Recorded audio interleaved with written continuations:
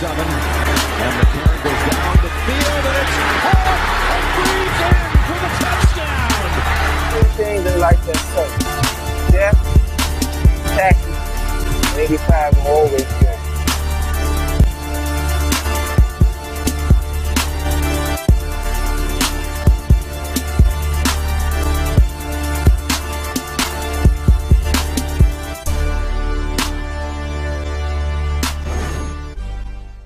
Welcome to New Stripe City, a podcast for diehard Bengals fans. I'm your host, Ace Boogie, and today we have a special guest. We have a good friend of mine. She's been a Bengals fan for a long time. Her name is G.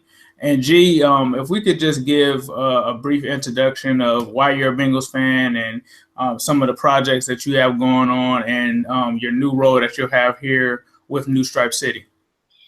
Okay. Hey, guys. I'm G, or Gina. I am a super football fan, a super Bengals fan. My story is kind of weird as to why I'm a Bengals fan. First of all, of course, I was born in Cincinnati, but my mom is the reason why I love football. As a kid, I would watch her every Sunday sit in front of the TV after church watching Bengals games. And as I got older, I started doing it too.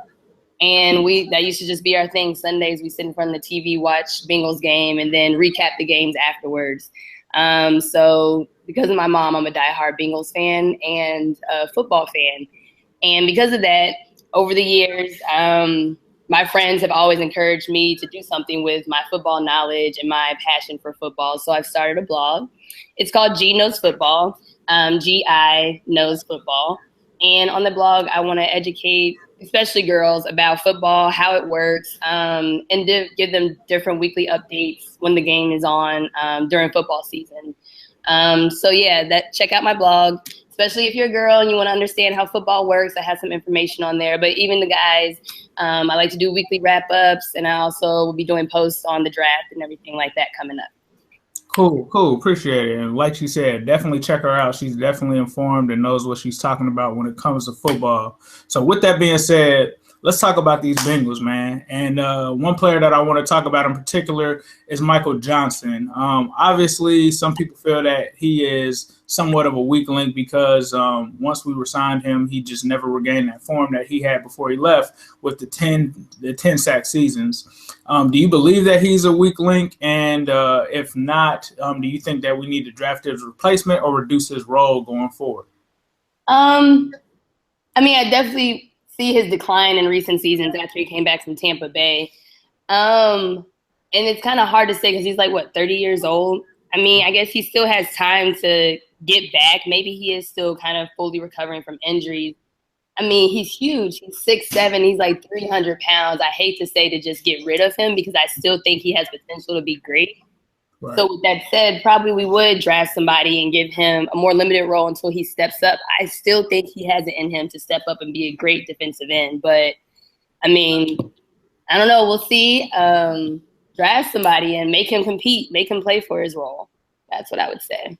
Right, I totally agree. When you look at Michael Johnston, like you said, he is, a beast, basically. He's so big. He has great size. One thing that he does do good is kind of set the edge against the run, even though he doesn't get too much pressure on the passer. But I think, like you said, I think he still has something left in the tank. If they can bring in a rookie that could spell him, I think that's the help that he needs versus us, pretty much getting rid of him. And he's done a lot in the community, whether it's in Alabama, whether it's in Atlanta, whether it's in Cincinnati. And so he's one of those leaders in the locker room. And I don't think that anyone behind him, such as Will Clark or Wallace Gilberry, has done anything to warrant replacing him. So maybe we can get in a rookie this year and possibly that rookie have a role with spelling him to make him more effective.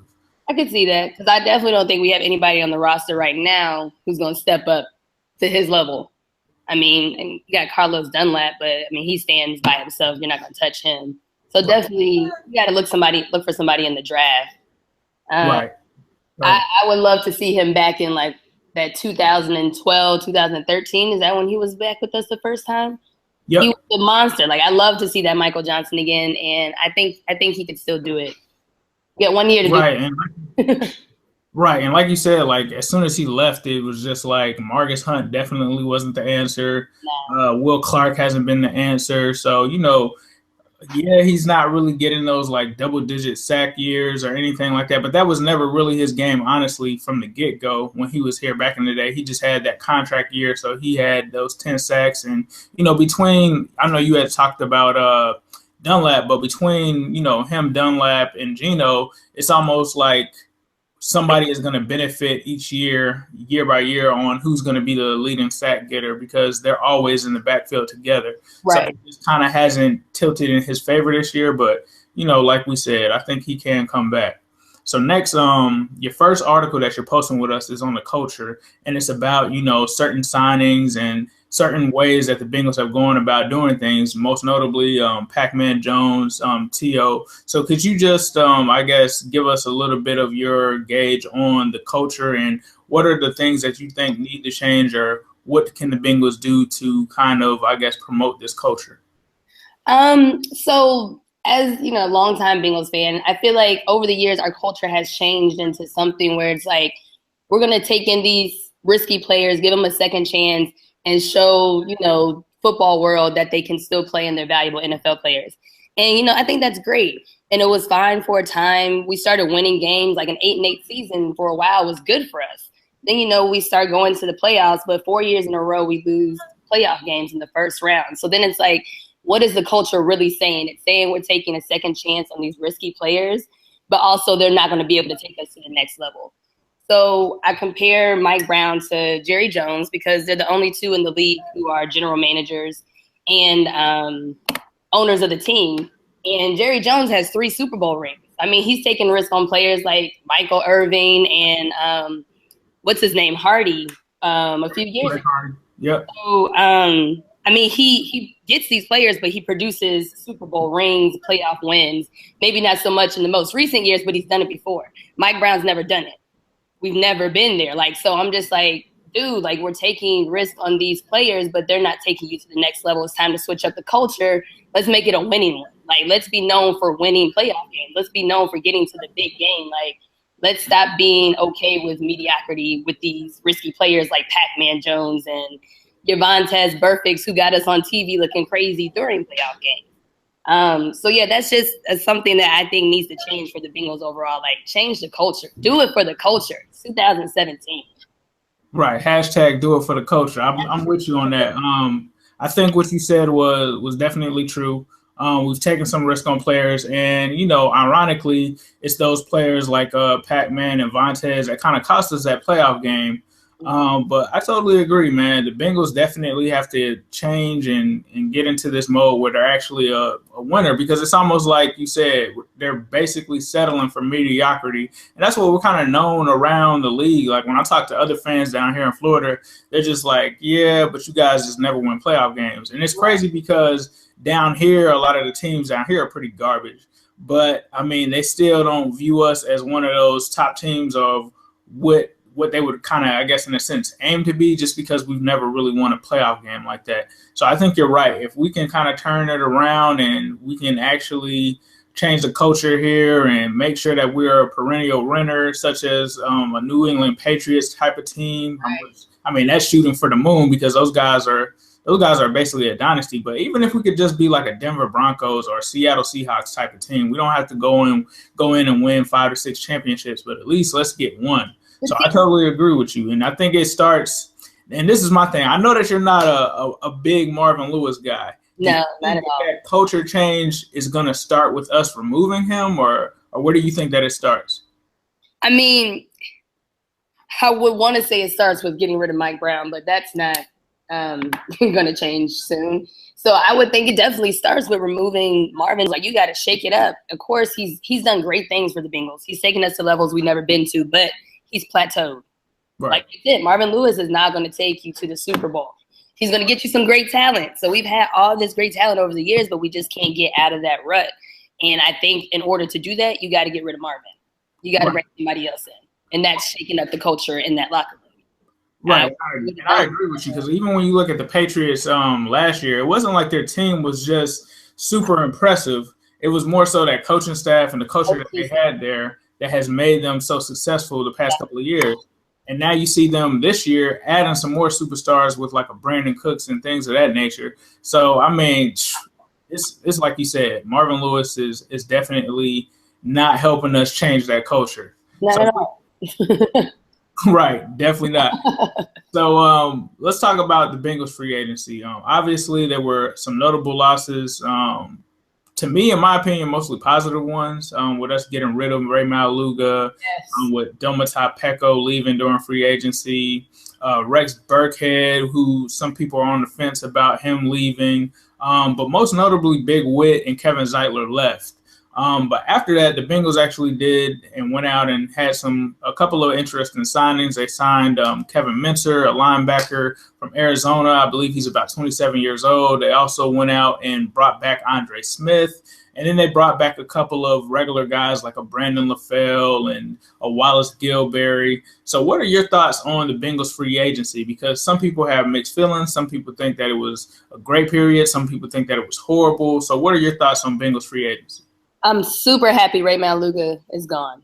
Yeah, definitely okay with that. I'm okay with Peko leaving. I wish we would have kept Whitworth just because of his leadership and how positive a leader he was to the Bengals in the locker room. Wallace Gilberry, I think we could have left him where he was. I don't think that he's going to give us Wallace Gilberry that we originally saw when he was with us. Right. But Kevin Minter, that's going to be a great pickup. Like, I'm excited to watch him and Vontaze Burfict play this year. That defense, I think, is coming back. I think the defense is coming back this year with that move right there.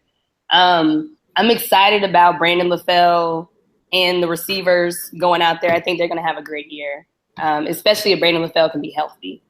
So, I mean, there was some good drops, some good pickups, and I think that it will eventually outweigh those losses. I think we're going to make some moves that are going to make us better, and we won't be thinking about the players that we lost when we get into the season. Right, I totally agree with you. You touched on a lot there. I mean, with Brandon LaFell, I think that was an underrated re-signing. I think that he came in and did his thing last year.